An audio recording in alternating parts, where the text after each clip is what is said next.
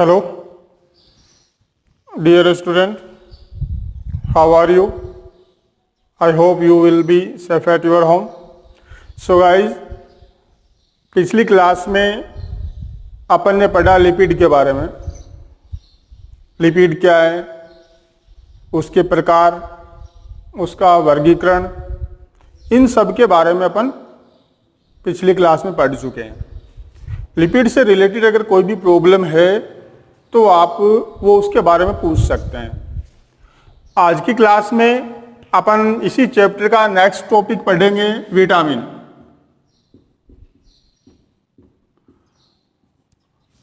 अब विटामिन शब्द जो है, थोड़ा सा इसके बारे में बात कर लेते हैं।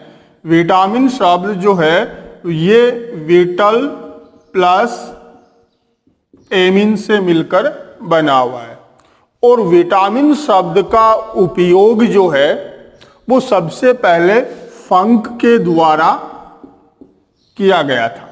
ठीक है, और विटल प्लस एमिन जो शब्द हैं, इनका जो शाब्दिक अर्थ है वो ये कहता है कि जैविक तंत्र में उपस्थित एमिन समूह।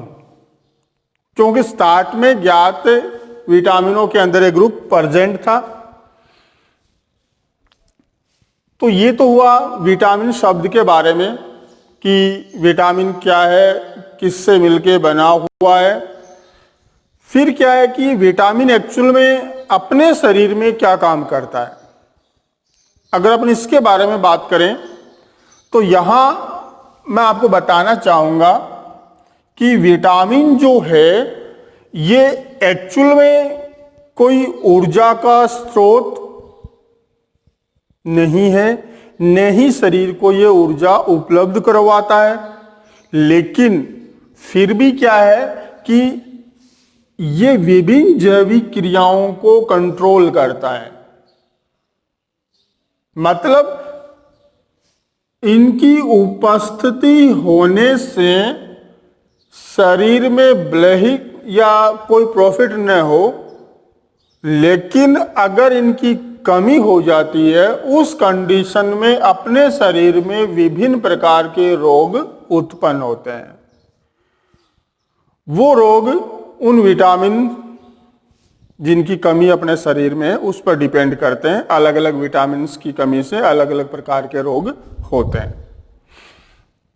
तो कहने का मतलब ये हुआ कि अगर विटामिन की उपस्थिति होने पर चाहे शरीर में कोई प्रॉफिट नहीं हो, जैसे प्रोटीन हुआ, प्रोटीन की मात्रा जैसे जैसे शरीर में बढ़ेगी शरीर का विकास बढ़ता जाएगा। कार्बोहाइड्रेट से ऊर्जा बढ़ेगी, वैसा विटामिन नहीं करता है। लेकिन अगर इनका अभाव हो जाता है या इनकी कमी हो जाती है उस कंडीशन में अपने शरीर में कई प्रकार के रोग उत्पन्न होते हैं। जैसे विटामिन ए की कमी से रतौंधी रोग हो जाता है, इस प्रकार। अब विटामिन जो है इनकी संरचनाएं काफी जटिल होती हैं। इस वजह से इनको सरलता से प्रदर्शित करने के लिए जैसे vitamin A, B, C, D, E, H, K, इस प्रकार से इनको प्रदर्शित किया जाता है। इनके अंदर और भी ग्रुप होते हैं, जैसे विटामिन बी के अंदर B1 हो गया, B2 हो गया, B3 हो गया, B6 हो गया, B12 हो गया। ऐसे इनके ग्रुप बने हुए हैं। और दूसरी चीज ये कि विटामिन के बारे में ज्यादा डेवलपमेंट नहीं किया गया है, इसके अध्ययन का मतलब ज्यादा विकास नहीं हो पाया है। नॉर्मली अपन अपने सिलेबस की अगर बात करें तो इस सिलेबस में आपको सिर्फ विटामिन के प्रकार और उनके अभाव से होने वाले रोग और उनके स्रोत के बारे में आपको पढ़ना है। सिर्फ उन्हीं के बारे में अपने सिलेबस में है, बाकी एक्स्ट्रा कुछ नहीं है। तो वापस मैं आपको बताना चाहूंगा कि विटामिन के बारे में पहले आप विटामिन शब्द का इंट्रोडक्शन दे देंगे बिल्कुल इजीली, कि विटामिन शब्द का उपयोग सर्वप्रथम किसके द्वारा किया गया, फंक के द्वारा किया गया। ये दो शब्द विटल प्लस एमीन से मिलकर बना हुआ है, जिसका शाब्दिक अर्थ है जैविक तंत्र में उपस्थित एमीन ग्रुप। और फिर अपन बता देंगे कि विटामिन की संरचना जटिल है, इस कारण इन्हें प्रदर्शित करने के लिए ABCDEHK का प्रयोग किया जाता है। इसके बाद अपना टॉपिक आता है विटामिन का वर्गीकरण। तो विलेयता के बेस पे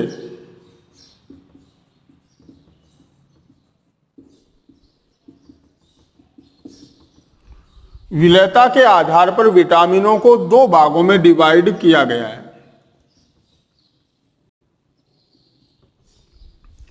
एक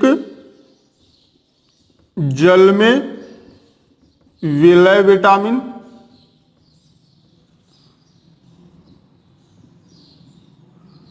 और दूसरा वसा में विलय विटामिन। ठीक है, यहां से अगर मैं बी और विटामिन सी की बात करूं तो ये दोनों विटामिन जो है वो जल में विलय होते हैं, और vitamin A, D, E, H के, एच को मैं यहां से छोड़ देता हूं। ये वाले विटामिन जो है ये वसा में विलय होते हैं, जल में अविलय होते हैं। और विटामिन एच जो है इसे थोड़ा सा कंफ्यूजन पॉइंट है। विटामिन एच को ये माना जाता है कि ये दोनों के अंदर ही अविलय है। ठीक है, तो ये हो गया विटामिन्स का वर्गीकरण विलेयता के आधार पर। तो अपन इजीली बता सकते हैं कि विलेयता के आधार पर, वैसे एक पार्ट और बन सकता था एच वाला, लेकिन वो अपने है नहीं, इसलिए मैं उसके बारे में नहीं बता रहा हूं। अपने सिलेबस की अगर अपन बात करते हैं तो इसके अंदर विलेयता के आधार पर विटामिन्स का वर्गीकरण दो भागों में किया गया है, एक जल में विलय विटामिन और एक वसा में विलय विटामिन। इसके अंदर अपन क्या लिख देंगे कि ये विटामिन वसा में अविलय तथा जल में विलयशील होते हैं। फिर जैसे करके आप एग्जाम्पल डाल सकते हो, विटामिन बी और विटामिन सी। इसी प्रकार इसके अंदर बता देंगे ये विटामिन जल में अविलय और वसा में विलयशील होते हैं, और जैसे करके आप ये इसमें एग्जाम्पल डाल दोगे विटामिन ए, डी, ई और के। ठीक है, अब इसके साथ देखिए बच्चों, विटामिन जो होते हैं जैसे अमीनो एसिड अपने शरीर में बनते हैं बहुत से, और कुछ अमीनो एसिड अपने शरीर में नहीं बनते हैं। इस बेस पर उन्हें आवश्यक और अनावश्यक में डिवाइड किया गया था, पढ़ा अपन ने पहले। वैसे विटामिन है ये मोस्टली अपने शरीर में नहीं बनते हैं और इनको भोजन के साथ ग्रहण किया जाता है। तो इस पर्पज से तो दोनों ही विटामिन आवश्यक हो गए, लेकिन इनमें विटामिन बी और सी जो है ये अति आवश्यक विटामिन होते हैं।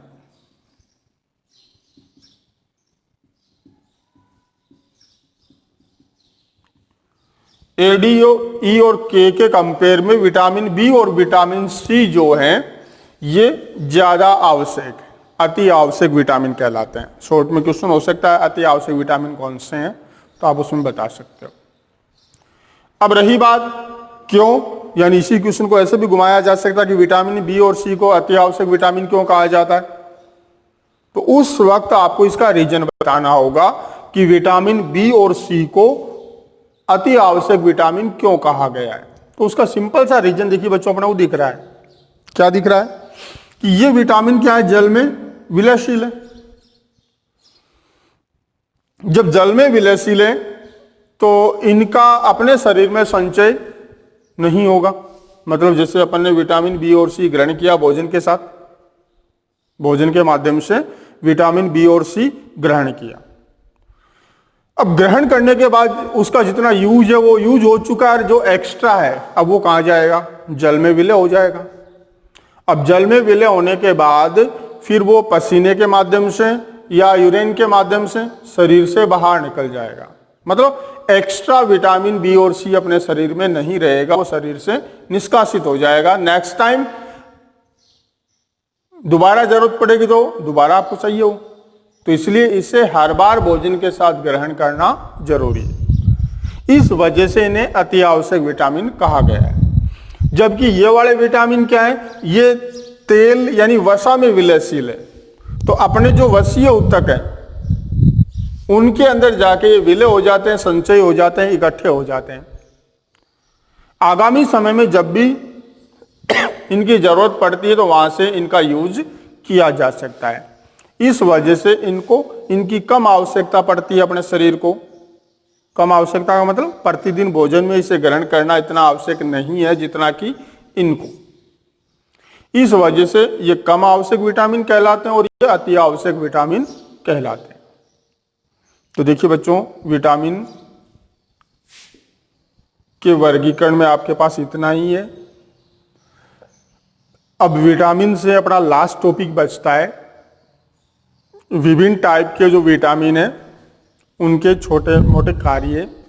उसके लिए आपको बुक में एक टेबल मिलेगी, उस टेबल को आपको तैयार करना होगा। थोड़ा बहुत मैं उसके बारे में आपको बता देता हूँ, फिर भी अगर किसी प्रकार की समस्या या डाउट रहता है तो वो आप जरूर पूछते रहना।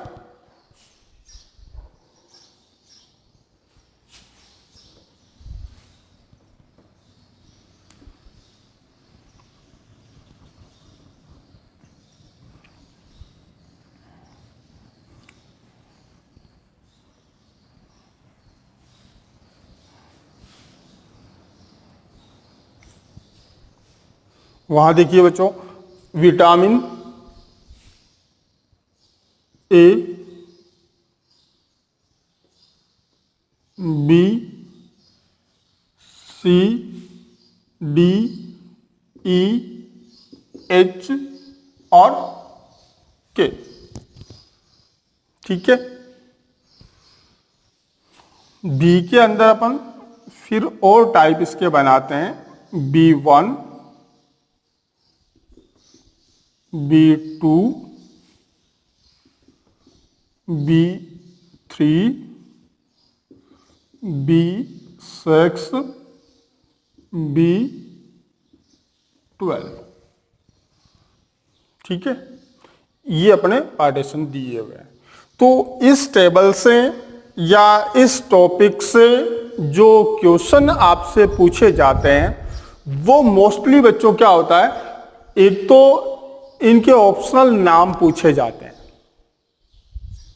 यानी वो किसका संगठन है उससे रिलेटेड इनका ऑप्शनल नाम से जाना जाता है, उसके बारे में पूछा जाता है। ठीक है। उसके अंदर क्या करते हैं, वो डायरेक्टली नाम दे देते हैं। जैसे इसका है साइनोकोबालेमिन, ठीक है, तो वो सीधा बोल देते हैं कि साइनोकोबालेमिन क्या है।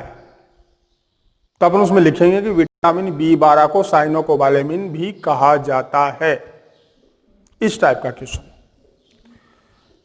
नेक्स्ट जो क्वेश्चन पूछा जाता है वो विटामिन की कमी से होने वाला रोग या रोग का नाम दे देगा। जैसे रतौंधी रोग किस विटामिन की कमी से होता है, तो विटामिन ए की कमी से होता है। या ये पूछ सकता है कि विटामिन ए की कमी से कौन सा रोग होता है, तो रतौंधी रोग होता है। इस टाइप का क्वेश्चन। टेबल के अंदर अपने पास एक स्रोत दिया हुआ है कि कौन सा विटामिन किन स्रोतों से प्राप्त होता है, तो वहां से क्वेश्चन बनने के चांसेस बहुत ही कम होते हैं, क्योंकि मैक्सिमम विटामिनों के स्रोत कॉमन भी हो जाते हैं। तो इस वजह से स्रोत से क्वेश्चन नहीं बनता है। आपका इस टेबल से जो क्वेश्चन बनते हैं वो दो ही टाइप के बनते हैं, वो मैं आपको बता चुका हूं। दो टाइप का मतलब घुमाने के बाद 4 बन जाते हैं। जैसे विटामिन ए की कमी से कौन सा रोग होता है, या रतौंधी रोग कौन से विटामिन से होता है। 2 टाइप क्वेश्चन हो गया है। तो क्वेश्चन एक ही है लेकिन पूछने का तरीके 2 हो गए। इसी प्रकार विटामिन B12 को क्या कहते हैं या किसका संगठन है, तब अपन बताएंगे साइनोकोबालेमिन का है। या ये पूछ सकता है कि साइनोकोबालेमिन क्या है, तो क्वेश्चन वही एक हुआ लेकिन पूछने के तरीके दो हो गए। तो इस टाइप के क्वेश्चन आपसे यहाँ पूछे जाएंगे। तो विटामिन ए जो है इसको ऑप्शनल जो नाम इसका है या जिसका ये संगठन है उसे अपन कहते हैं कैरोटीनाइड। क्या कहते हैं बच्चों? कैरोटीनाइड। और इसकी कमी से जो रोग होता है वो कौन सा होता है? रतौंधी होता है। तो ये दो चीजें अपने को मोस्टली याद रखनी है। अब देखिए ये भी पूछा जा सकता है कैरोटीनाइड क्या है, तो विटामिन ए को कैरोटीनाइड कहते हैं। या विटामिन ए किसका संगठन है? कैरोटीनाइड का संगठन है। विटामिन ए की कमी से कौन सा रोग होता है? रतौंधी होता है।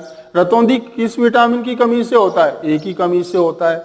इस तरीके से अपन इनके बारे में पूछ सकते हैं। ठीक है। विटामिन B1 जो है इसका संगठन या ऑप्शन नाम है थायमिन। क्या बच्चों? थायमिन। और इसकी कमी से जो रोग होता है वो बेरी रोग होता है। ठीक है, तरीका वही पूछने का। ठीक है। विटामिन B2 जो है इसका जो नाम है वो राइबोफ्लेविन। क्या है? राइबोफ्लेविन।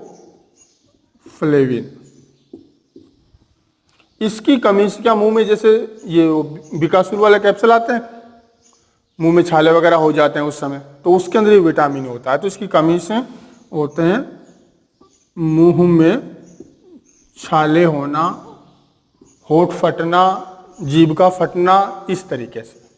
ठीक है। और विटामिन B3 जो है ये जो संगठन है ये बच्चों नाइसिन भी कहा जाता है इसे, और निकोटिनिक अम्ल भी कहा जाता है। निकोटिनिक अम्ल यानी ये इसका जो संगठन है वो क्या है? निकोटिनिक अम्ल है। और इसके अलावा नाइसिन। ठीक है। इसकी कमी से, विटामिन B3 की कमी से, जैसे मनोभ्रम मतलब मानसिक रोग की तरीके से मतलब कुछ भ्रम हो जाता है। ठीक है ना, भ्रम जैसे कुछ छवियां दिखना, इस तरीके से। त्वचा शोध मतलब त्वचा संबंधित कुछ रोग हो जाते हैं। दस्त लगना ये भी इसी में होता है। तो इसमें दस्त लगना, त्वचा शोध, मनोभ्रम, इस टाइप के यहाँ रोग होते हैं। विटामिन B6 जो है पीरिडोक्सिन, किसका संगठन हुआ बच्चों? पीरिडोक्सिन का। और इसकी कमी से रक्ताल्पता मतलब रुधिर की कमी दिखाता है। ठीक है। B12 जो है इसे साइनोकोबालेमिन, और ये भी रक्ताल्पता प्रदर्शित करता है।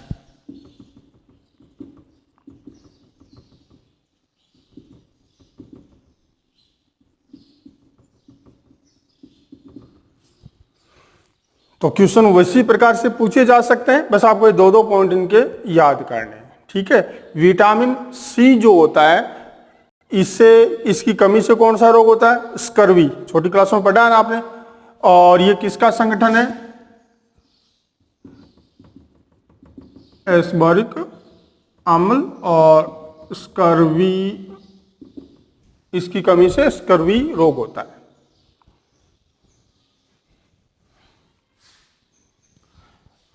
ये संतरे वगैरह में विटामिन C काफी मात्रा में होता है। और वहां कौन सा अम्ल हो गया अपने पास? Ascorbic acid. ठीक है। विटामिन D जो है इसकी कमी से जैसे हड्डियां,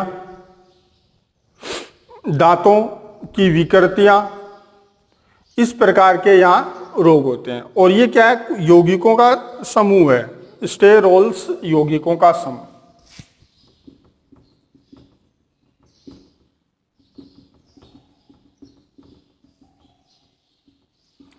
और कमी से रोग कौन कौन से हो गए अपने पास? हड्डियों और दांतों की विकृति।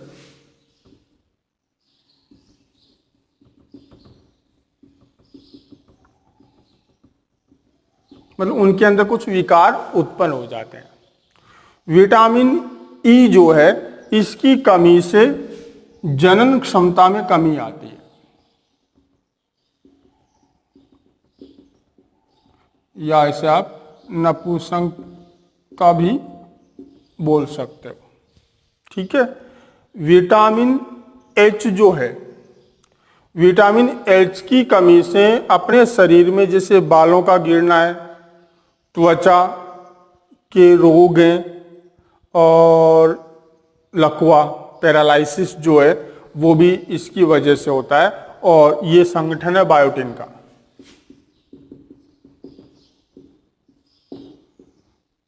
लकवा,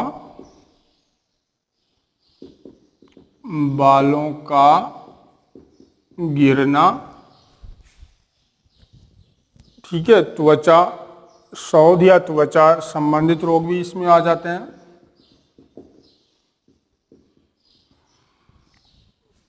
अब विटामिन के जो है इसकी कमी से रुधिर का थक्का नहीं बनता है, यानी रक्त का थक्का जमाने का काम करता है। कमी से रक्त का थक्का नहीं बनता है। तो ये दो शब्द इनके बारे में आपको तैयार कर लेने हैं। ठीक है बच्चों। तो इसके साथ अगर आप इनको बिल्कुल इजीली तरीके से क्वेश्चन तरीके आप समझ चुके हो, जैसे मैं आपसे पूछ सकता हूं कि रुधिर का थक्का किस विटामिन की वजह से बनता है, तो विटामिन के कारण बनता है। रुधिर का थक्का या विटामिन के क्या कार्य करता है, तो रुधिर का थक्का बनाने का कार्य करता है। तो इस तरीके से जैसे विटामिन एच की कमी से होने वाले रोग बताओ, तो आप वहाँ बता सकते हो कि लकवा है, बालों का गिरना है, त्वचा शोथ है, ये विटामिन एच की कमी से होते हैं। विटामिन बी12 की कमी से होने वाला रोग है, तो आप उसमें लिख सकते हो कि रक्ताल्पता, मतलब रुधिर की कमी हो जाती है विटामिन बी12 से। तो क्वेश्चन को घुमाया किसी भी तरीके से जा सकता है, लेकिन पूछा इन्हीं के बारे में जाएगा। मतलब इस पूरी टेबल से आप अगर ये शब्द याद कर लेते हो तो आपका ये वाला क्वेश्चन कंप्लीट हो जाता है, मतलब विटामिन वाला। क्योंकि इसके अलावा क्या, विटामिन के दो टाइप ही तो हैं, जल में विलय और जल में अविलय विटामिन। तो वहां अगर आपसे ये कम चांसेस है, लेकिन पूछा जा सकता है कि विलेयता के बेस पर विटामिनों का वर्गीकरण समझाइए या बताइए, तो आप वहाँ को आपको बताना पड़ेगा कि विलेयता के बेस पर ये दो पार्ट में डिवाइड किया हुआ है, जल में विलय और जल में अविलय भी बोल सकते हो, या वसा में विलय विटामिन बोल सकते हो। तो आप उनके बारे में लिख दोगे। तो बिल्कुल छोटा सा टॉपिक है, आराम से इससे आने वाले प्रत्येक प्रकार के क्वेश्चन अपन अटेंड कर सकते हैं। सिर्फ डिफिकल्ट अपने को कब लगता है, जब अपन वो पूरी टेबल तैयार करने की कोशिश करते हैं तो उसमें क्या स्रोत वगैरह है वो सब मिक्सअप हैं, एक जैसे हैं, इस वजह से वहाँ पर बच्चे आमतौर पर कंफ्यूज हो जाते हैं। तो ये वाला तरीका ज़्यादा बेस्ट है। तो आप इस तरीके को कॉपी कर लेना और उसके बेस पर उनको तैयार करके और वो क्वेश्चन एक दूसरे से पूछ के या जैसे भी हो आप इनको अच्छे से कंप्लीट कर लेना। ठीक है। फिर भी कोई दिक्कत या समस्या आपको लगे तो आप इसके बारे में ज़रूर पूछना, मैं आपको वापस बताने का प्रयास करूँगा, अच्छे से समझाने का प्रयास करूँगा।